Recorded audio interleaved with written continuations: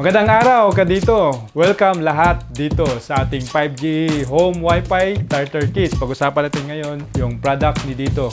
Kung anong meron sa ating product. Boss T, gano'n nga ba kalakas yung speed ng ating 5G Wi-Fi? Ayun ang gusto kong topic pag-usapan natin yung speed ngayon. Ang pangako ni dito is up to 500 Mbps. Nakikita mo naman pag umiikot tayo dito sa Puerto Princesa. Kasi ngayon meron lang 5 towers ang binuksan. Yung 5G natin na area. Depende sa area ninyo. Kung medyo malapit kayo sa tower, kung nasa 600 meters pa kayo, pasok na pasok kayo dito yung speed na to. Minsan pumapalo ng 900, almost perfect niya yung 1 GB na speed. Na pag-test natin umabot ng 1000 Mbps. Dito sa area namin, nag-try kami dito sa CM Creative sa may HTU. Na-try namin yung 5G natin.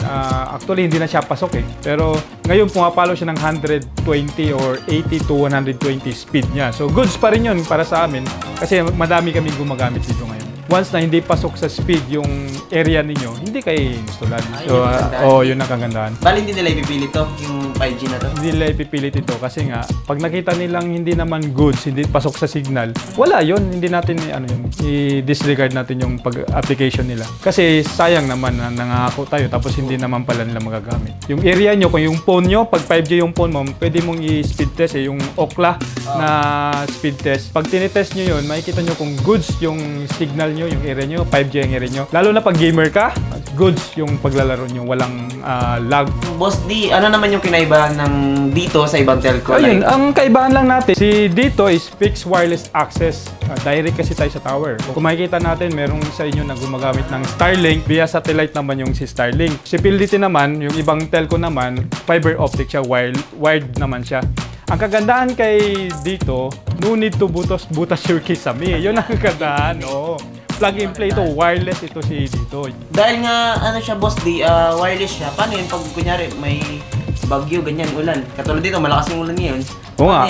Ngayon, sa experience natin dito sa Palawan, so sa atin, may mga ganitong downside tayo pag may karoon ng bagyo. Siyempre, bagyo na yun or brand out. Kasi may mga area tayo na hindi pa officially launch yung area. So kaya mahina, may nakaranas kami mga nagchat-chat sa akin sa Batarasa o sa ibang area sa mga Brooks Point na hindi pa commercially launch. Pawala-wala na yung dito. Pero abang-abang tayo kasi lalong pinalakas dito yung mga area natin dito sa Palawan. Dahil nga plug and play siya, pwede pala siya dalhin kung saan lugar mo gusto. Yes, yun ang kagandahan. Pwedeng dalhin. Pwede mong bitbitin. Kung lalo na kung nabili mo yung unit as prepaid. So dalhin mo lang sa area na may 5G, gamit ka na naman doon. Kung mayroon ka sa bahay dito tapos may opisina ka sa ibang area, goods na goods yun. Ibang lugar, kunyari, dito ka nakatira sa Puerto and then dadalhin mo sa Manila, okay lang? Pwede. Basta may dito area, 5G ang area, pwede mong bitbitin yung unit. Gano'ng katagal yung warranty ng isang 5G na dito Wi-Fi? Lifetime warranty. Grabe, lifetime. Yun ang kanta, basta once na hindi lang natin mabagsak or human error. Pero ito hindi.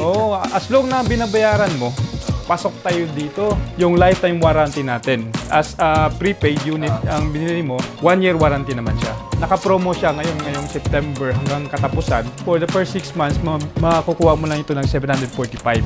Murang-mura. Kagandahan nito, easy installation, plug and play lang ito. Pwede kang kumonek sa older device. Kung may mga luma kang device na mga cellphone, basta mayroon siyang capability ng internet connection, makakunik ka dito sa 5G natin. Yun ang kagandahan. Enjoy mo yung multiple connection. Kung marami kayo sa bahay, talagang sulit yung paggamit natin. Kung medyo alanganin ka sa 1,490, meron tayong data cap na tinatawag na 990 lang a month.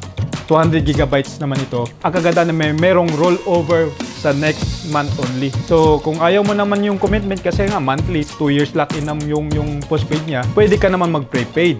Medyo may kamahalan lang ang unit is 4,990. Pero, pag ang pang-load mo naman monthly is 1,090 lang, unlimited na yun. Yun ang kagandahan. So, meron din siyang data cap sa prepaid natin, 590 lang, 100 gigabytes naman yun. Boss D, balita ko may bagong product dito. Tamang-tama kasi madami nga nagtatanong sa atin mga nakaraan regarding dun sa 5G natin. Na pag dinala mo daw yan sa 4G area, hindi mo na siya magagamit. Kasi 5G lang na to Pero ito ang kagandahan ng bagong product ni dito na paparating dito sa CM Creative. Same as plug and play. 5G talaga na ang unit nito, pero pwede mo siyang gamitin sa 4G area. Affordable pa yung load option niya. Hulaan mo kung magkano yung load option niya. Magkano, Boss D? 790 lang, unlimited ka na sa 5G.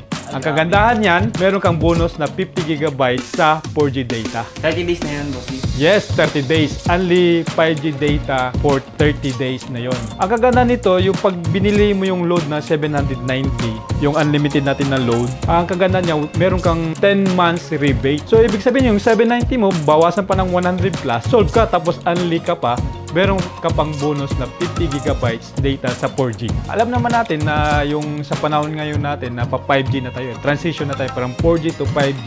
Ang kagandahan nito, naka-ready na yung unit mo.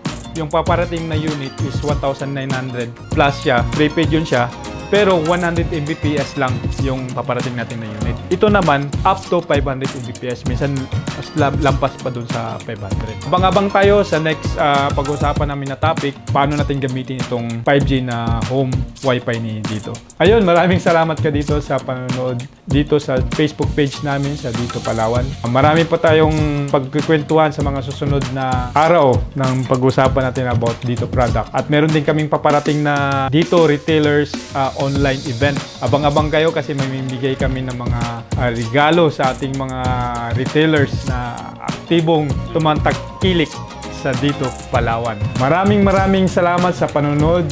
Dito Palawan.